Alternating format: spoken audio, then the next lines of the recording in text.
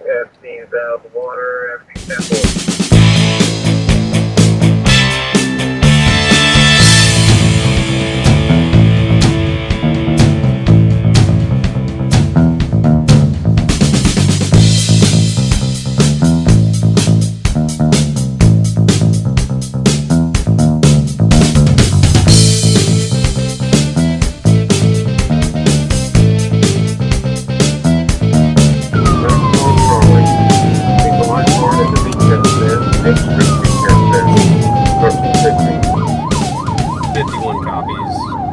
Heat index of 105 creates people that just aren't used to it. They work in an office every day or whatever they do, you know, so. What are some signs that you may be starting to suffer from the effects of heat exhaustion? The quickest one that you're going to get is somebody's not acting right. A really bad sign, and I do believe it goes into heat stroke, is when they stop sweating. Stopping sweating is not good. Really knowing yourself, you know, that's the big thing. If you work outside every day, then you're much more acclimated to it. They say about 7 days or 8 days in the heat is what it takes to actually acclimate. So if you're not out in the heat for 2 or 3 hours a day for 7 days, then you're not going to be acclimated. Typically it's middle-aged males. Hold on.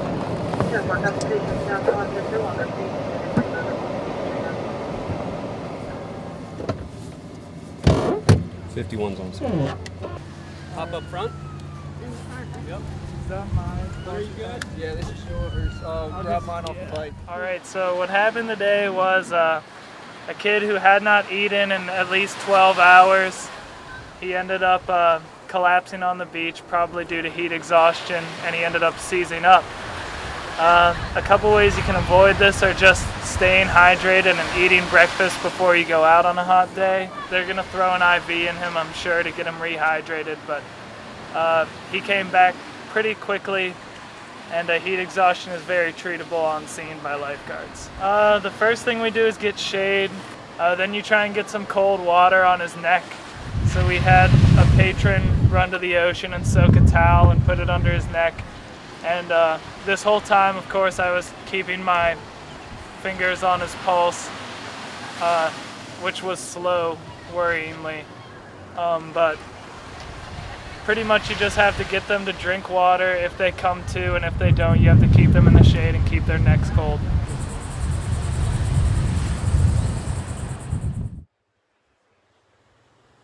Some of the fish are nice, some of them aren't nice, some of them are nasty. The mammals, the reptiles, sea turtles, etc. So there's just a lot of ways in which we can have a really negative interaction with our eastern neighbors.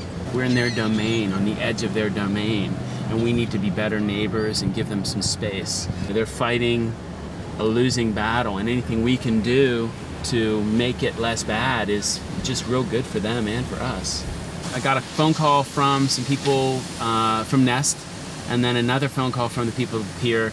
They had a turtle that they had observed from the end of the pier, wasn't moving very quickly at all, and wasn't able to dive deep because it was attached to a float, which was an antifreeze bottle, and there was a chunk of line tethering it. And it was pretty clear from talking briefly to them that this turtle was in crisis, that it wasn't able to move quickly enough to fish effectively, and very well might starve because of this thing, because it really affected its ability to gather food.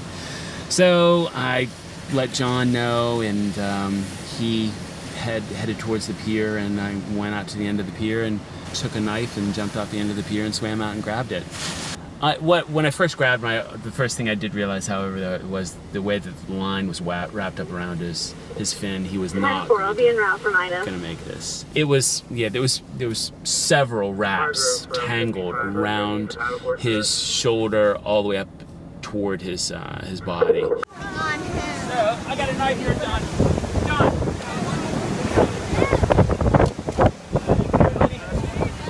Better? Pretty quick. Okay? Can you hit him? Why is he facing up. So they can get him out of the water.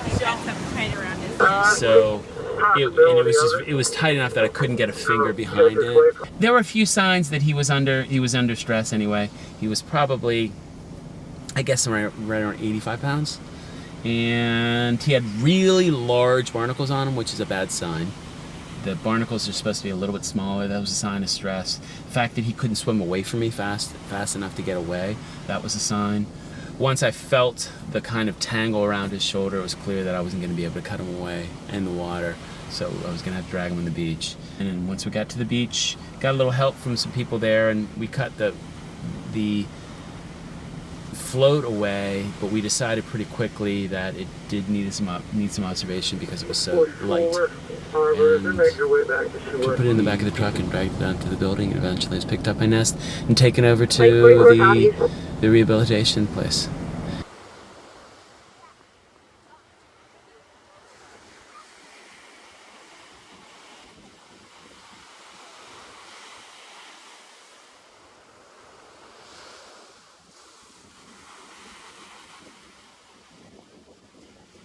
Hi, I'm Laura Monet, and this is my first year working for Kildare Hills Ocean Rescue. The biggest challenge I faced this summer was probably learning how to identify rip currents, but then after sitting out long enough, you get the hang of it, and then you can easily tell people what to expect when there's rough days, or whether they should be in or out of the water.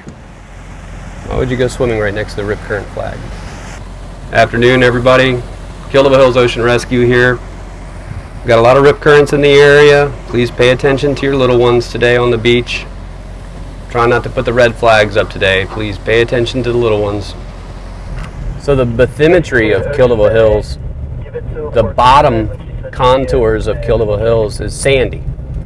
We have large granular sand that's constantly and easily affected by wave motions. And what we get along the eastern seaboard of North Carolina is constant rip currents when we get over a 2-foot wave coming in. Today we're 3 to 4 feet. We've got waves coming in every 4 to 6 seconds, so the waves are very close together, and that creates a perfect environment for water to be deposited on the beach side of the sandbar. Loading up the beach side of the sandbar, that water needs to get back out into the ocean, so it breaks a hole through the sandbar, essentially going back out into the ocean. The water wants to seek its own level, which is out in the ocean, sea level. So it loads up on the beach side of that sandbar, and then it blows out. Your average swimmer does just fine. Most beachgoers are not your average swimmer. They only have about 5 minutes of swimming in their body's ability to swim, so they don't realize they're in a rip current because the water level's here. They can't see what's going on.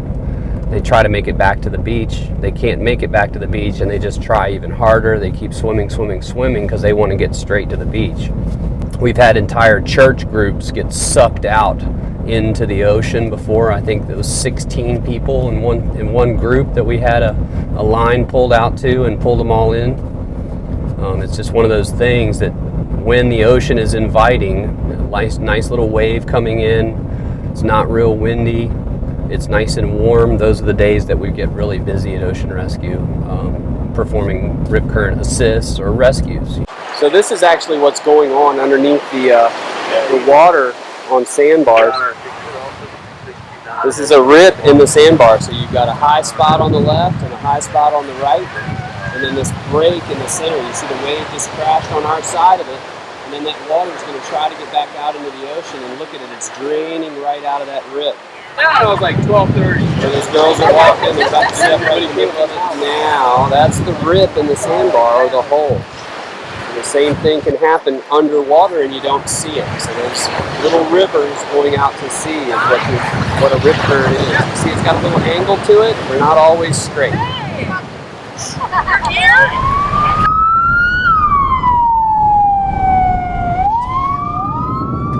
Swimmer assist at Asheville Street.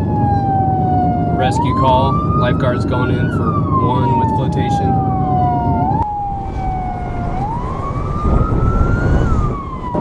right by the beach now. And the markers available.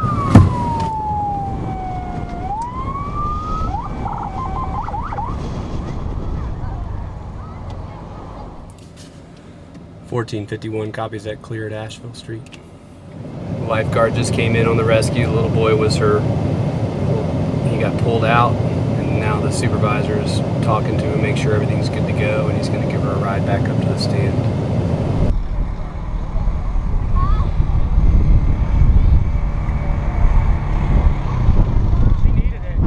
We were watching and all. She just like floundering like in the trough. The lady or the little kid in the boogie board? No, the lady. The kid in the boogie board was Station fine. 5, Station And we were watching, and then I was like, 15, Emily, Station go. And she's 15, like, and Emily was like, yeah.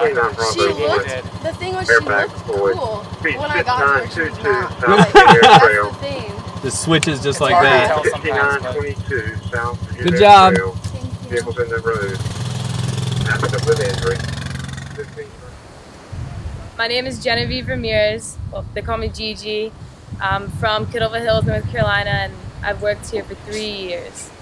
If you want to be a lifeguard for Kittleville Hills Ocean Rescue, you have to really enjoy the water, learn to love the water and respect it mostly, but you have to train, you have to be headstrong about what you're doing, you have to be able to work with others, and have the ability to learn a lot of new things and be in pressured situations and work as a family.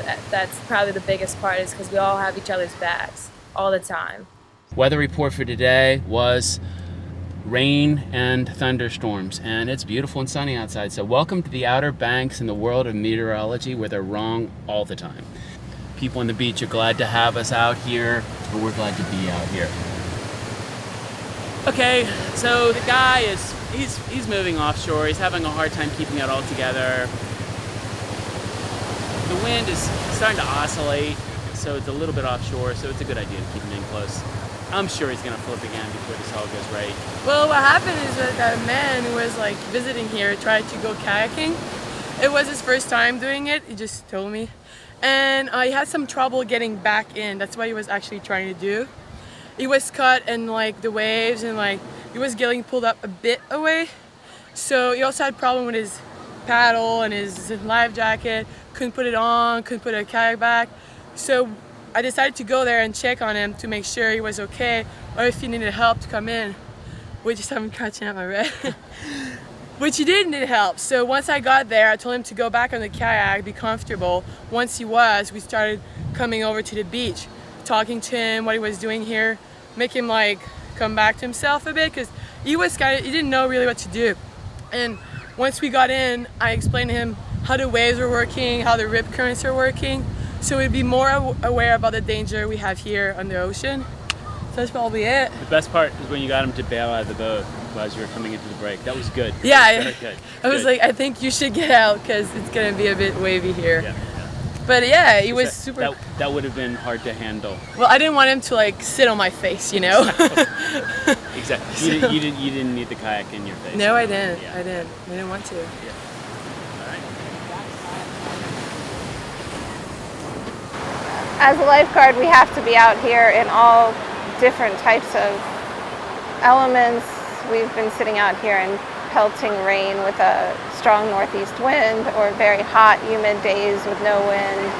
We've been out in it all, and we have to be. Some days on the beach are a little more inclement, but stuff still goes on. Today we got a special event going here on the beach, a skim contest, surf contests, paddleboard contests, etc. All these things, we host them on our beach regularly. While this is going on, this section of beach is crowded with participants and family, but the rest of the beach, it's raining. It's an inconvenience at most to some people who've traveled a long time to be here, and on days like today where it is a changeover day, people are going to come and stay. They're going to camp on the beach, and these conditions continue. People will either figure out something else to do, or they're just going to dig in and make a day of it as they can. This young lady paddling out right here right now, the equipment she's using says that she's a novice. She's square to the beach looking for a spot, but she's trying to get out, which is great. Young surfer trying to increase their level of competence in challenging conditions. Good deal. She's getting worked again. So this is a situation for me to do this a couple different ways. I can encourage her. She's obviously got skills. She's competent, she's strong, and that's something that I'll do. And if she's up for it, I'll tell her to go back out and charge it again.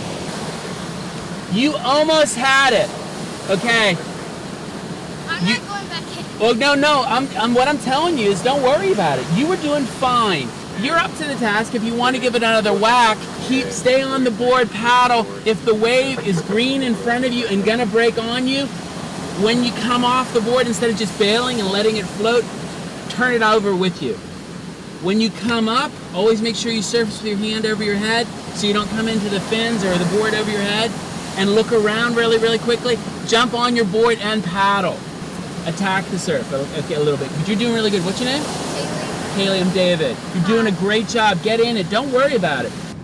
We have hazard and inconvenience. And in ocean rescue, hazard and exposure to hazard are something that we try to work against. Whether it's storms, lightning, anything that is hazardous or exposes a risk to our patrons. Normally you just get a few people out here and they're just doing their own thing, or then you have people looking at you like, oh, you poor thing. Like, why do you have to be out here all day? And we're out here doing our job.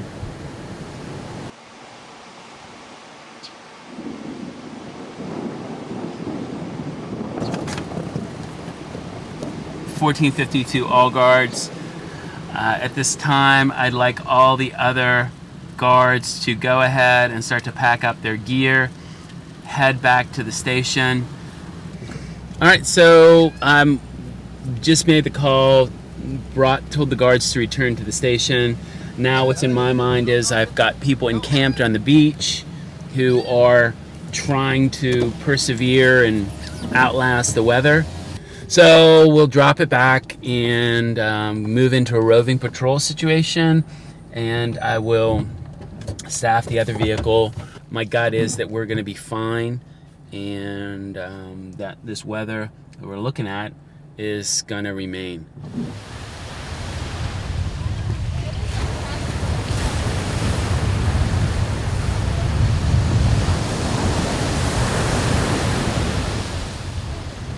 We've got a nice selection of Watercraft.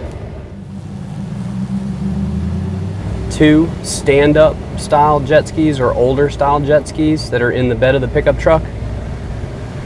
Their primary function is to punch through a wave and to make a rescue very quickly and hastily after we've been dispatched to a call. We're not reacting to a call, we're dispatching.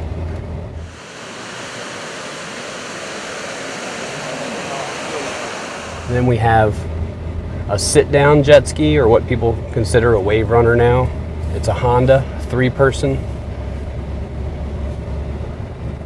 That's been out in the water today waiting for calls to come in, and that has 2 lifeguards, a driver and a swimmer. And then we have 2 boats, rigid inflatable hull boats with outboard motors, one 12-footer and one 22-footer with twin Hondas on the back of the big one.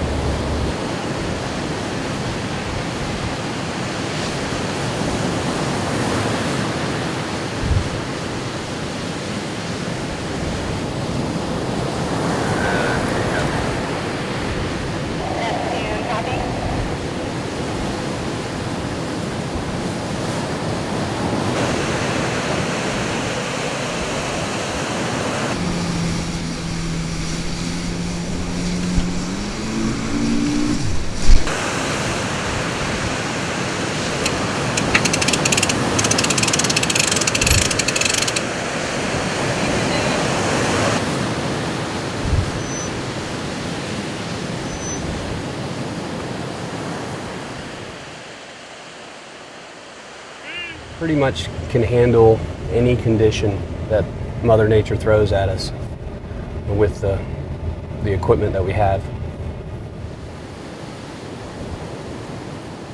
A little while ago, came upon a beach fire some safety concerns with the setup of the beach fire. The problem with them is that beach fire becomes litter. And then whatever is in the beach fire becomes debris that people have to deal with on the beach. And it's not fair to the people that come tomorrow to deal with the debris of the night before. Sidebar, making it even worse, is they used the fuel for the fire was beach fence. Basically what they've done is they've taken dune fence, took it from a position where it might have been useful, used it for firewood, had a good time, and then made a pile of trash on the beach. The sand fence is put out here for the reason of securing the dunes and making our dunes more stable, trying to get the dunes to reestablish themselves after storms, and to help us with erosion. So when that is removed, suddenly the dunes are more at risk, and we're not helping ourselves any by doing that. So it's kind of a litter situation, and to some degree a hazard situation with wire and glass, perhaps. It's just all told, it's not a good situation.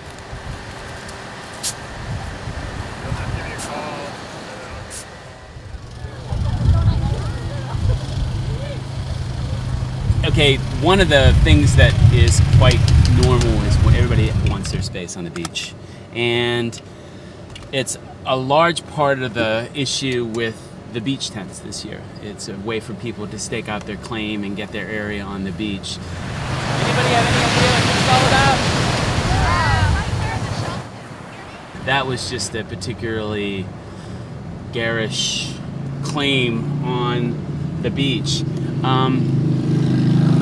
Quite common for people to come out first thing in the morning and put all their gear out on the beach, set everything up. That stuff happens all the time. But just to stake a claim, I don't know, it seems a little over the top. It's everybody's beach to a degree, but it's also first come, first serve. That doesn't mean you can come out, stake claim, and then inhabit it whenever is more convenient. Period.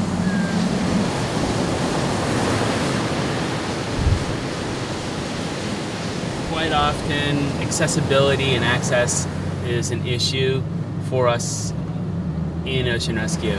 We can load the stuff in the back. We'll put all your gear in the back. So you want to put all the stuff in the back? There you go. All right. We're glad to help other people out who have some accessibility issues. Let's get your grandma in here first.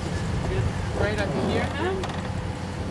Be they handicapped, or a lot of times people get a new hip and a couple new knees, and they just want to be a little bit more safe getting on and off the beach.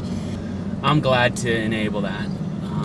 So the guards will call us, and sometimes we'll do it in a truck, sometimes we'll do it in an ATV. That's something that we do a lot of, and it's the right thing to do. It is so valued by the people who are in need.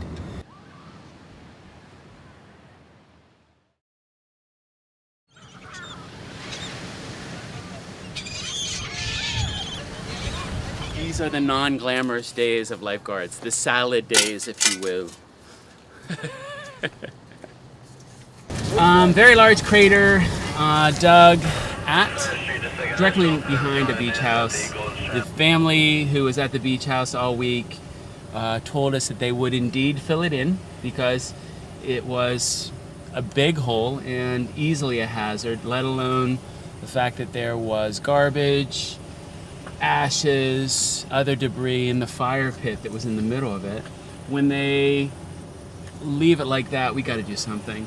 Because if somebody in the middle of the night walking on the beach or chasing a sand crab, if they fell into that thing, they could get hurt. Warming up for tomorrow, Pierce. Yeah, dude, I drew by this thing earlier and I was like, oh my God. Aren't you glad they left the caution sign on? Yeah. People don't really appreciate the impact that they can have on the beach and how long that impact might still be around, whether it's a pile of trash or a big hole or some other, artifact that they've created while they were here. And the people that come next, they don't want to deal with that. We thought we had an early win, but in the end it ended up we didn't. Crater 1, Lifeguard 0.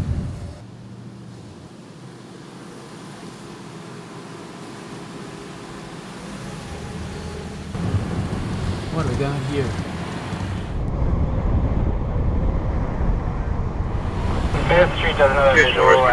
I got it right here. North side of the pier.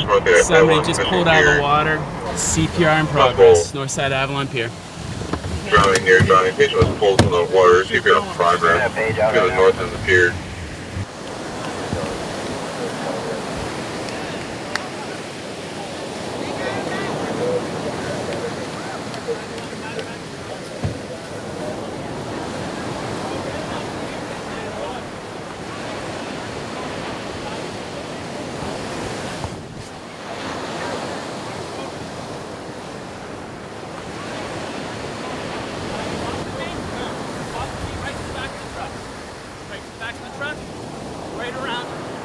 Call came in, people waving down the Lifeguard from the south side of the pier.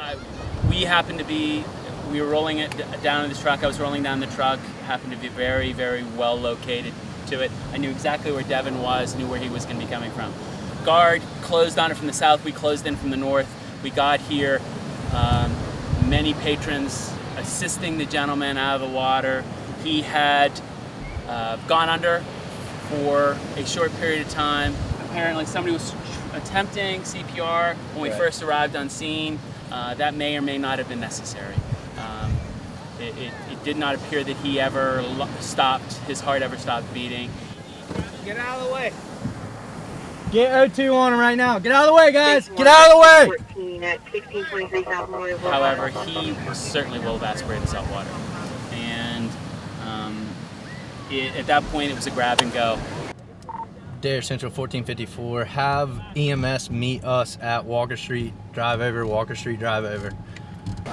There was really nothing more that we were going to be able to do for him by bringing everybody out to the beach. And something that we've been working on more and more lately is trying to use our mobility and our flexibility with the vehicles, with the equipment that we have, to take the victim to EMS, to further care in a hasty fashion, giving best care while we're doing it.